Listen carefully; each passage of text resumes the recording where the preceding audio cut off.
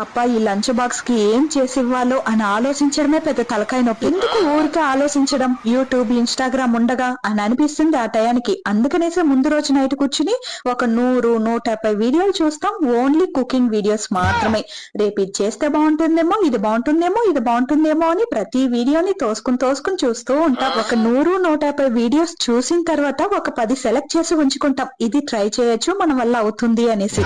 ఆ 10లో కూడా మన ఇంట్లో ఏ వెజిటేబుల్స్ ఉంది అనేసి ఆ 10లో ఒక 5 మాత్రమే సెలెక్ట్ చేసి ఉంచుకుంటాం. రేపు లేసిన వెంటనే టకటకటకాని ఇది లంచ్ బాక్స్ కట్టించేవ్వాలి, పిల్లలకి హెల్దీగా చేసి ఇవ్వాలి అని పడుకుంటాం. కానీ పొద్దున్న లేచిన వెంటనే అయ్యో టైం అయిపోయింది, లెమన్ రైస్ కట్టు, అయ్యో పెరుగన్నం కట్టు అంటూ రొటీనే. మనం ఎన్ని వీడియోలు చూసినా, ఎన్ని కుకింగ్ ఛానల్స్ చూసినా మన నేచర్ మన దగ్గరనే ఉంటుంది కదా, అది మారదబ్బా. మనం ఎలా ఉండాలో అలానే ఉంటే బాగుంటుంది. కానీ కొన్ని ట్రై చేస్తే కూడా బానే ఉంటుంది. ఏమంటారు మీరు? ఇలానేనా కాదా అనేది కామెంట్ చేయండి.